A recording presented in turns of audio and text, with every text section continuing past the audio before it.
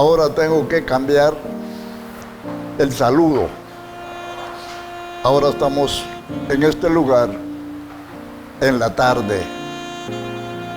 Es la tarde del sábado. Y queremos enviarle a usted nuestro cordial saludo, agradeciéndole su sintonía y dándole la gloria al Padre por su misericordia y por su verdad.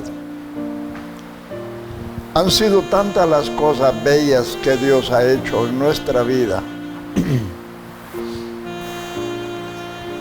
que no tenemos otra cosa más que hacer sino agradecerle, porque son sin número sus favores.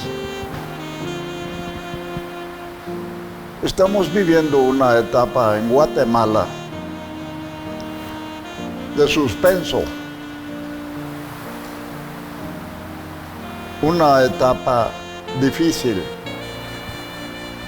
no para el Hijo de Dios, sino para el tibio. Para ese es difícil. El Hijo de Dios siempre tiene el amparo. Siempre hay una salida, siempre hay un camino. Por eso, quiero indicarles esta tarde el pasaje donde vamos a meditar, para que usted comience a buscarlo y al encontrarlo, indiscutiblemente ya lo conoce. Ojalá lo viva conmigo ahora. Lo hallamos en Romanos capítulo 8 y su verso 12 al 14. Allí vamos a meditar en el tema viviendo en el Espíritu. Quiero que escuche muy atentamente. Viviendo, no muriendo, sino viviendo en el Espíritu. Y dice así: así que, hermanos, deudores somos no a la carne, para que vivamos conforme a la carne. Porque si vivís conforme a la carne, moriréis. Mas si por el Espíritu hacéis morir las obras de la carne, viviréis. Porque todos los que son guiados por el Espíritu de Dios, estos son hijos de Dios. Elevo siempre mi oración al Padre, pidiéndole amparo, apoyo, guianza, para poder dirigirme a usted, rogándole a Él que abra nuestro entendimiento para poder comprender con claridad la Escritura que nos hace bien. Es importante asegurarnos de nuestro nuevo nacimiento para llegar a ser una nueva criatura, comprobando nuestra muerte en la carne. Ojalá me oiga y escuche el eco del deseo profundo de Dios de darnos vida, no de quitarnos la vida. Yo creo que usted se recuerda que éramos muertos, estábamos muertos en delitos y pecados, viviendo en la carne, viviendo para satisfacer los deseos de la carne. Pero es bueno que hagamos una reflexión, que nos demos cuenta de qué es lo que Dios está buscando en nosotros. ¿Qué es lo que Dios tiene para nosotros? Viviendo en el Espíritu. Es necesario que cada uno de los hijos de Dios busquemos su voluntad, que nos percatemos de cuál es el cometido de nuestra estadía terrena. ¿A qué venimos a este mundo? No venimos a deleitarnos en la carne. Venimos a deleitarnos, sí, en el Espíritu. Cuando nosotros aprendamos a vivir en el Espíritu, entonces las cosas van a cambiar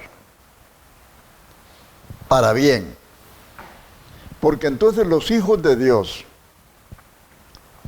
nos vamos a preocupar por hacer morir la carne que tanto mal nos ha hecho, que tantas veces nos ha separado del Señor. Esa es la razón de mi preocupación. Esa es la razón por la que me esfuerzo y me afano en tratar de llegar a ustedes, no solamente a través de los medios, sino a través del Espíritu, a través de nuestro entendimiento, que la palabra impacte nuestra vida, que la palabra dirija nuestro camino, porque no es posible de otra manera acercarnos a Dios si no es por la palabra. La palabra es el sustento de nuestra alma y debe ser motivo de preocupación por entenderla. Nuestro lenguaje es rico, nuestro lenguaje es riquísimo en la dicción. Cuando usted se sabe expresar, cuando nosotros nos preocupamos por hacer una oración que llegue al corazón de nuestro Padre, entonces tenemos que esforzar no la carne, sino el Espíritu. Y comenzamos a vivir una dimensión que aún para nosotros mismos es desconocida. Cuando no tenemos esa relación con el Señor, estamos viviendo en la carne. Y recuerde, las palabras del Señor a través de la Escritura son claras.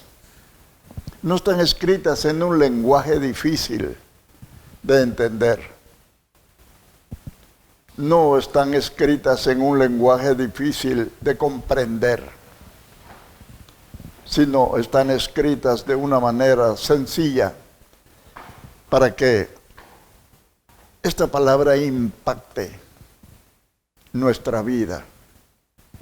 Se marca un cambio maravilloso cuando comenzamos a vivir en el Espíritu. Y quiero que sepa que mientras usted esté en holgura, mientras a usted no le haga falta nada en su vida, es difícil que usted se acerque a Dios. nos acercamos a Él cuando estamos en aprietos, cuando estamos afligidos, cuando pareciera que no hay salida para nuestro asunto. Entonces empezamos a buscar al Señor, porque muy bien comprendemos nuestra necesidad. Por eso es que muchas veces el Señor nos lleva al desierto. Yo creo que usted recuerda que Dios tiene un pueblo escogido. Tiene un pueblo que se llama Israel. Ese Israel era esclavo en Egipto. Egipto está tipificando al mundo. Israel servía a Egipto, haciendo ladrillos, haciendo construcciones para Faraón. Y empezaron a afligir a Israel. Lo desesperaron de tal manera que clamaron con el alma a Dios. Y Dios los escuchó y los sacó de Egipto. Y no los puso en un jet para que llegaran rápido a donde Él quería llevarlos, sino se los llevó al desierto. Y los hizo pasar un mar embravecido, difícil, un camino con muchos obstáculos, pero allí los metió para hacerlos reaccionar.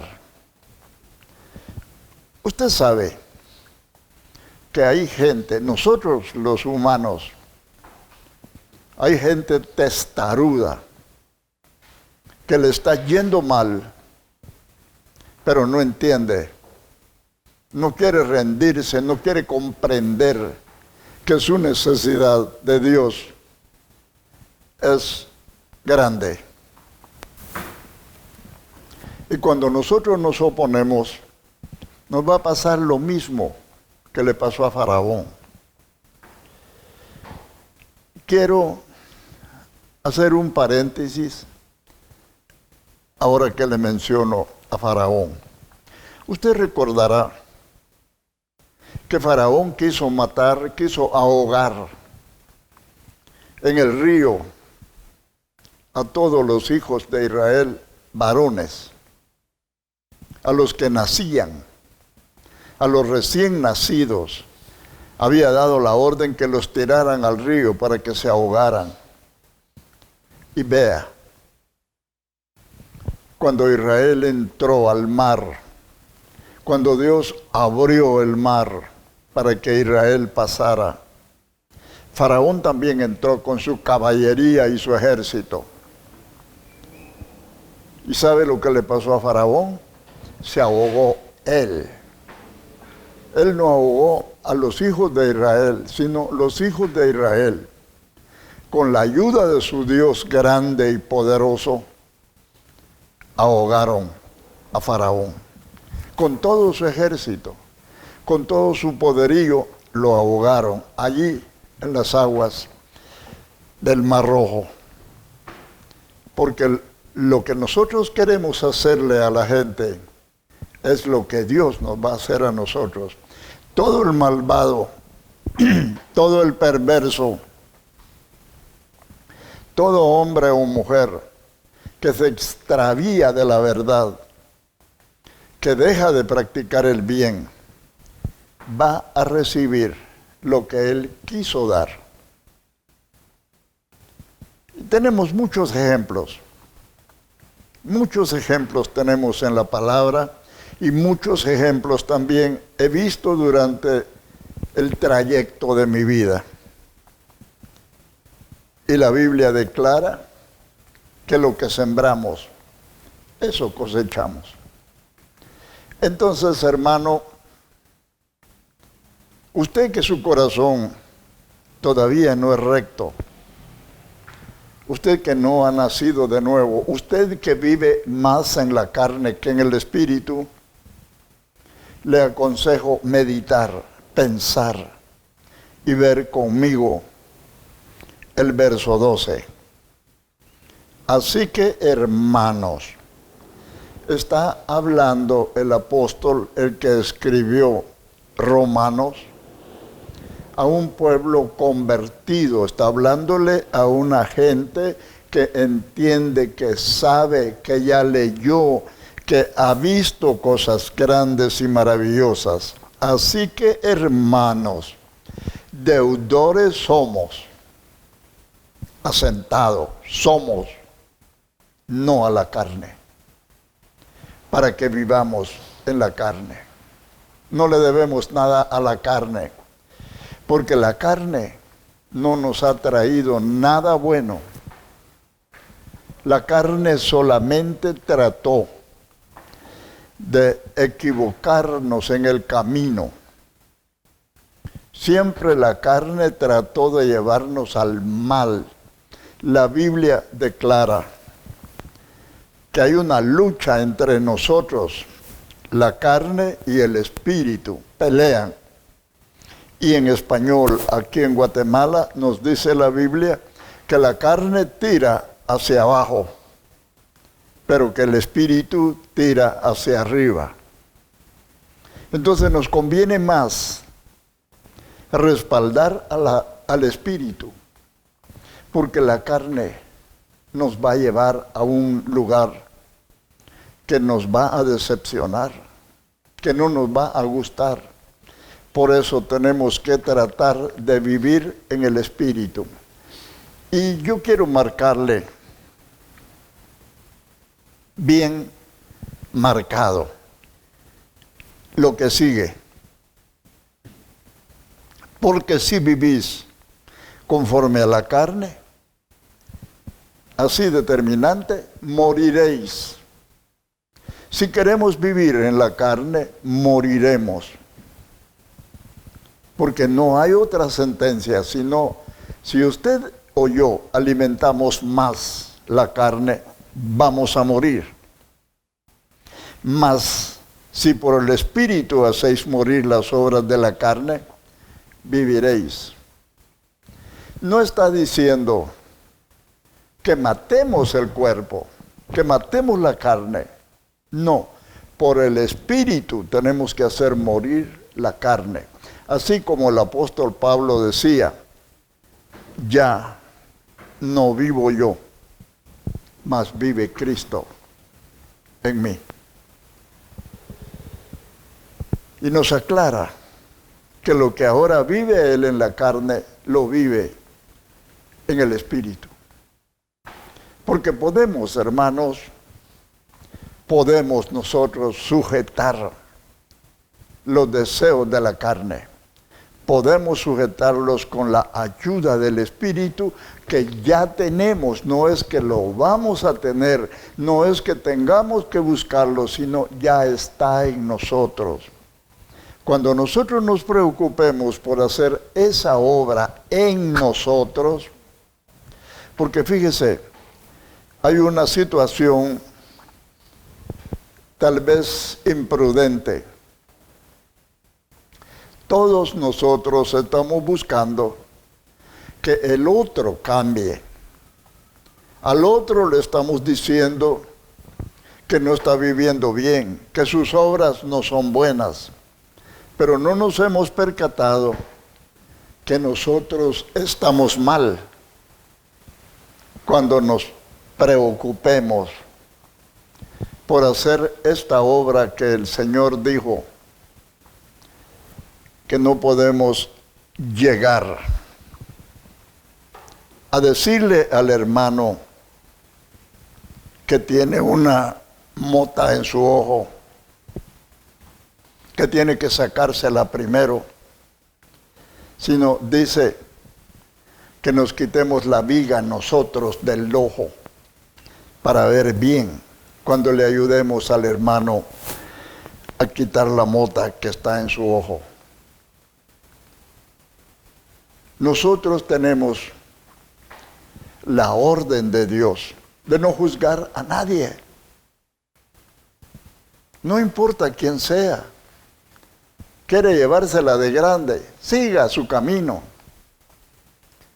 yo tengo que orar para pedirle al Padre que me ayude a mí a corregir mi vida, a cambiar mi vida, a cambiar mi estatus, a cambiar mis ideas, a buscar lo que Dios quiere que busque y a renunciar a todo lo que el Señor ha dicho que debemos renunciar.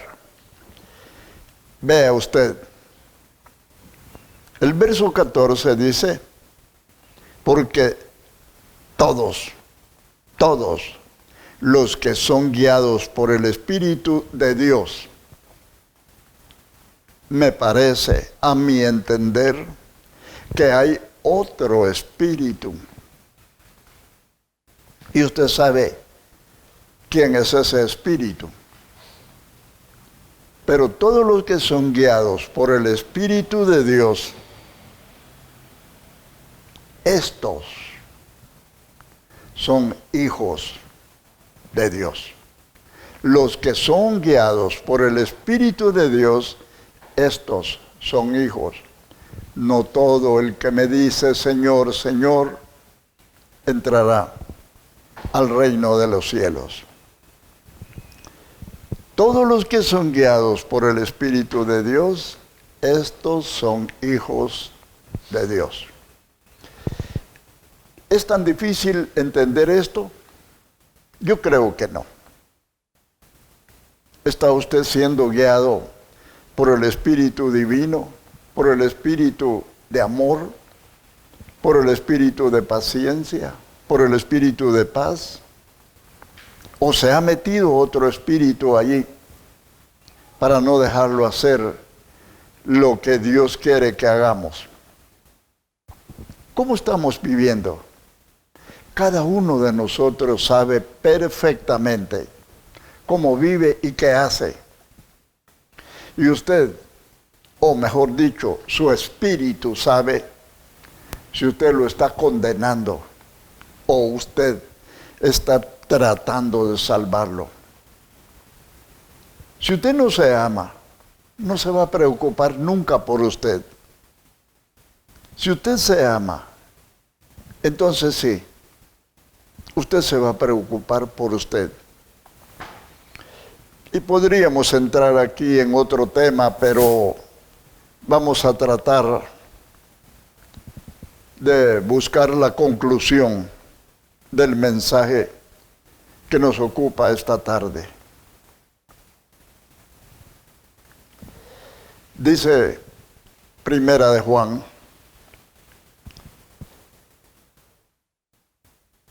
en su verso 3,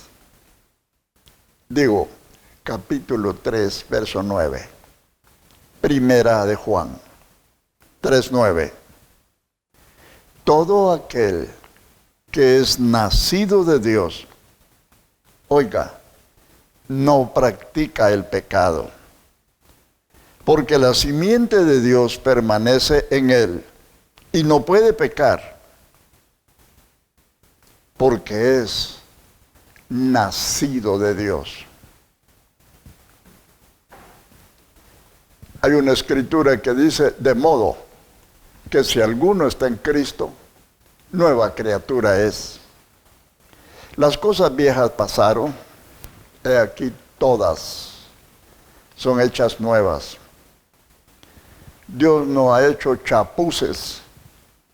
Dios ha hecho una obra completa en cada corazón.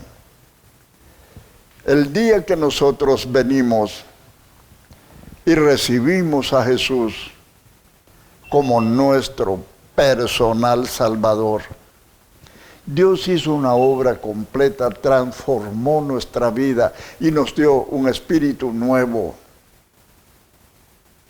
y nos hizo nuevas criaturas. Por eso, esta escritura deberíamos de hacerle un marco y ponerle vidrio y escribirlo con letras góticas, colgarlo en la pared de nuestros corazones y darle la gloria a Dios, porque si logramos meter estos textos en nuestra cabeza, entenderíamos que todo aquel que es nacido de Dios no practica el pecado.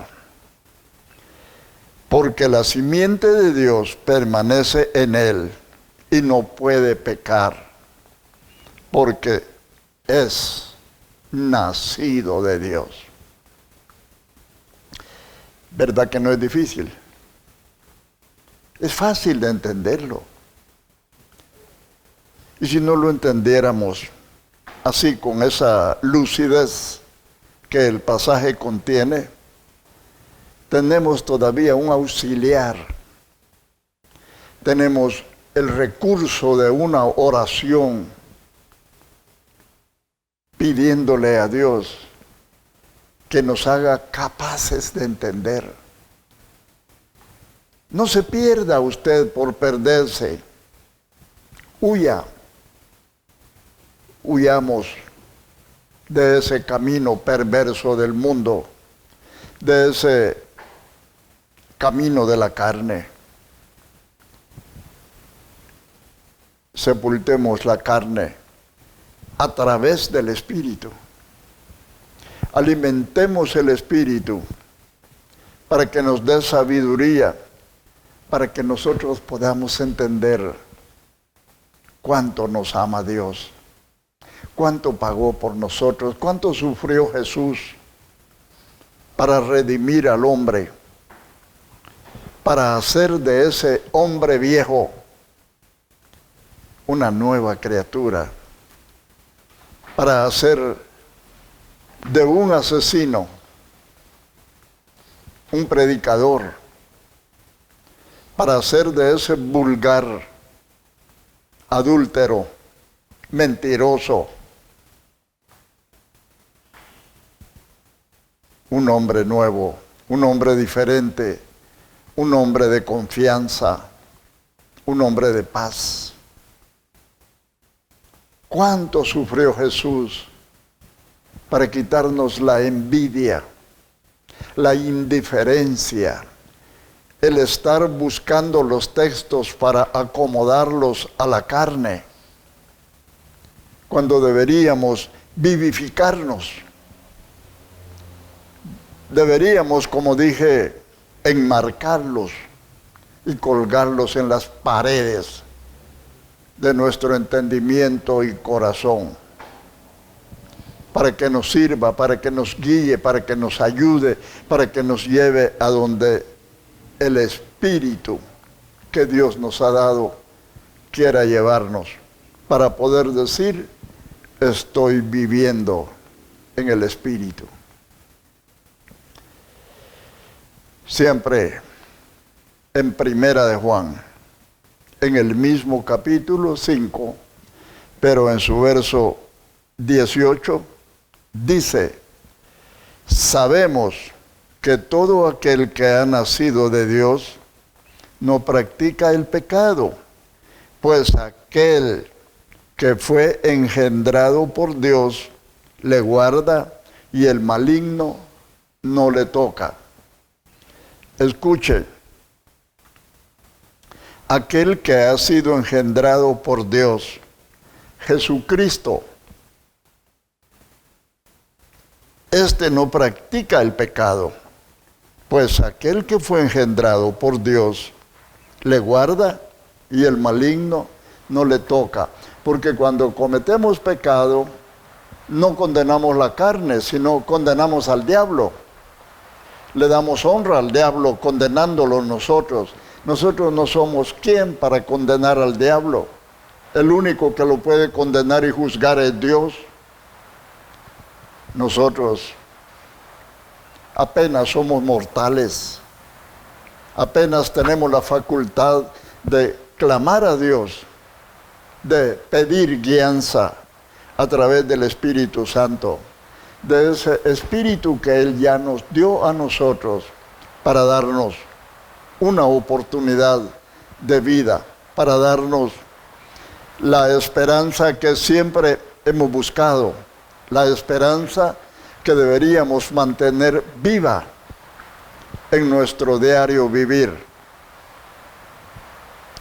Dios sigue buscando las almas. El tiempo, dije al principio, que estamos viviendo es un tiempo malo. Para mí no. Para el tibio, dije yo. Para ese que está perdido, es un tiempo malo. Porque en este tiempo no le puede dar a su carne lo que él quisiera. Para mí no es así. Yo sí puedo darle a mi espíritu lo que él me pide.